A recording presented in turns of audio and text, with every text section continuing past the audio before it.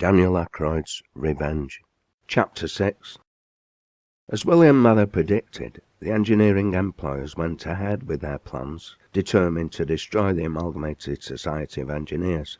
However, they soon discovered the new union was no pushover, and, unlike the general strike of 1842, it took many months to reduce the workers to the point of defeat.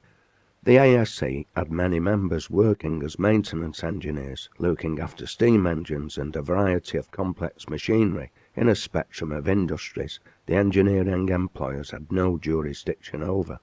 These continued to pay part of their wages into the Union Strike Fund to support their comrades.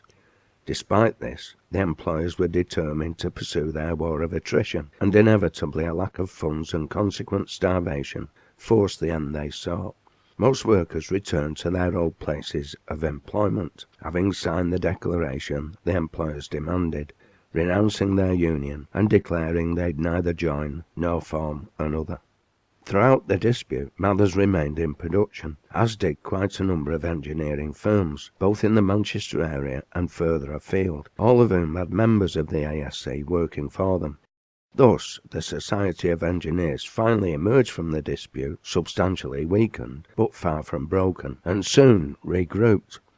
Many members who had returned to work on the employers' terms remained in the union secretly, feeling no obligation to comply with statements they had signed against their will and under maximum duress. Many more were to rejoin within months. The employers had given the workers a bloody nose, but they'd also taught them a hard lesson. In short, the employers made a lot of enemies and few friends. They might crow over their short-term victory, but their vicious use of a lockout would prove to be completely counterproductive in the longer term. Amongst those who refused to return on the employers' terms were David Morrison and 26 of his workmates at the Great Western Railway Works in Swindon. David, Janet and their children travelled to Manchester in the spring of 1853 and stayed with their old friends for a week, during which time they renewed contacts with other friends in the town. David informed Irene Rose and the rest of the household he felt as though he was banging his head against a brick wall in England.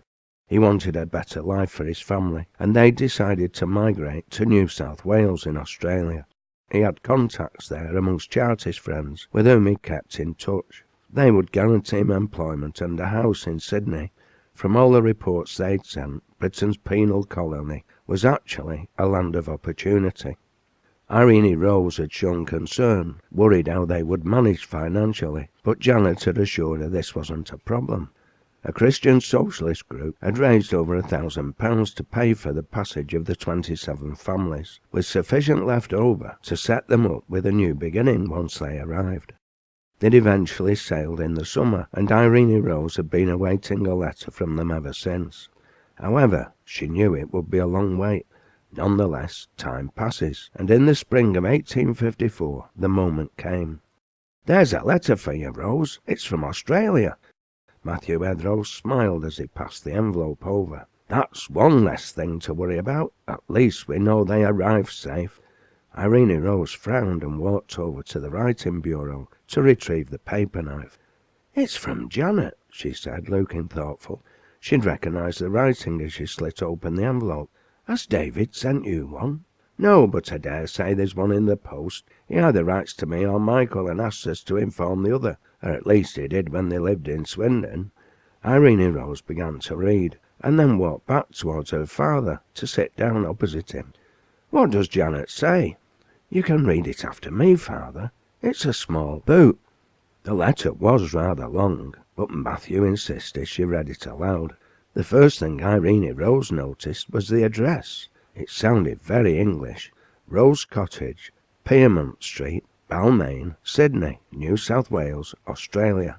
She wondered why they hadn't chosen something a little more Scottish. 1st of November, 1853. "Dear Rose, as you will have gathered, we arrived safe and sound in Sydney after 112 days at sea. All 27 families are well. David and the children send their love and best wishes. It seems like a lifetime since we left Gravesend. We had some terrible weather, and David was as sick as a dog for days on end. I kept telling him to go up on deck and focus on the horizon. My dad told me that was the way to avoid seasickness many years ago. Mind you, we were in a rowing boat on Loch Lomond in perfect weather at the time.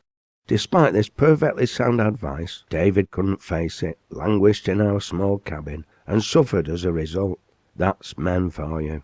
Anyway, we finally made it and have a nice little house in a small area of Sydney named Balmain.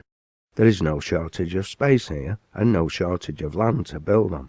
Consequently, living conditions are wonderful compared with Irish town, Little Island and Ancoats.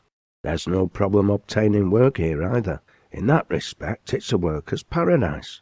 Instead of 10 men chasing one job, it's more like 10 employers chasing one man, and skilled men are at a premium. It was the 30th of June when we set sail from Gravesend on the Francis Walker, and a typical English summer's day. It was raining, but it was the 19th of October when we set foot on land again, the end of the Australian spring, and it was like a hot summer's day. They don't have weather here, just a climate that changes by the season, not day by day. The summer is hot, but we're acclimatizing. The landscape is far different from home, as is the flora and fauna. Robert has discovered he has artistic talents and produces wonderful and very accurate pictures of flowers and shrubs. We have gum trees in our back garden, inhabited by koalas. I will send some of Robert's work in my next letter. The beaches are magnificent, and we are constantly having beach parties and picnics. Yes, we have leisure time, a commodity unknown amongst the labouring people of England. Despite their seasickness, David and the rest of the men celebrated the night we crossed the equator by holding a meeting at which they formally inaugurated the #1 branch of the Amalgamated Society of Engineers of Australia. What they didn't know was they were forming Australia's first engineering union, and it is growing rapidly.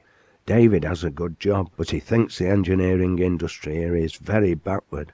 He's now in discussions with one of his trade union colleagues who made the crossing with us, Ted Halliday, with the intention of setting up their own business, Halliday and Morrison. They intend to only employ union members, particularly those blacklisted by backward employers, but time will tell if this comes to fruition. First, we need to earn money to build up savings.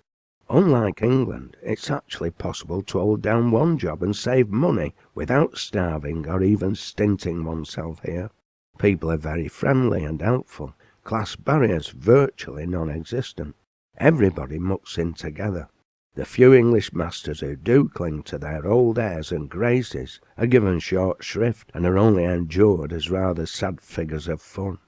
As you can appreciate, because of the numbers transported here, plus those who've migrated to escape hunger, or to escape arrest to a place of safety, or to make a fresh start like David and myself, the Irish, Scots and Welsh are numerous, and I feel at home. I hear somebody speaking and suddenly think I'm back in Glasgow or Manchester, and then realise the air's clean, the sun's shining and it's warm.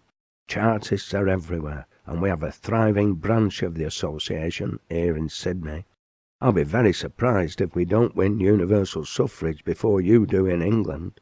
Over 100 men have been transported here for Chartist activity back home since the great demonstration on Kersal Moor in 1838. And there are at least 1,000 more from earlier struggles for reform, especially the so-called swing riots. Many have completed their sentences and have decided to stay.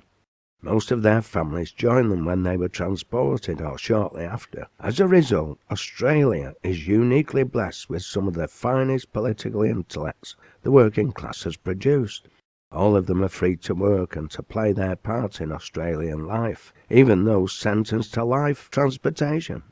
Many Australians view a sentence for fighting for democratic rights as a badge of honour. I will write again as soon as I have more news, but I am glad to report we are all very happy and looking forward to the future with great optimism. Please remember us to John Doherty, James Leach and Richard Pilling, and all our other friends in Manchester. Not least Michael, your children, and your wonderful father. Give a special hug to young Daniel Ackroyd for me. David's really pleased he's decided to pursue a career in engineering, and he was very impressed at the way he has matured and developed over the years we were in Swindon. Both you and his father can take great pride in him. You've done a wonderful job in supporting and educating the lad over the years, Rose, not least because you've managed to enable him to retain and take pride in his working-class roots. If he had seen himself as an object of charity, it could have been devastating for the youngster. You're an example we all wish to emulate. Once Halliday and Morrison's established, there's a home and a job for him here, if he ever feels the need to visit. All my love, yours affectionately, Janet Morrison. Well, I must say Janet certainly sounds happy. Let's hope all her hopes will be fulfilled. They haven't had it easy over the years. Do you remember when David was awaiting trial in Lancaster, and he told Janet not to worry, they'd probably end up in Australia? Matthew nodded. Yes, I do. Well, if they hadn't released them, they'd have been out there 10 years ago. From what Janet says, it would have been a blessing rather than a punishment. David also maintained that they'd win the demands of the Charter in Australia before we did here, and now Janet's there, she's saying the same thing. Do you think they're right? I don't know, Father, although what Janet says makes sense.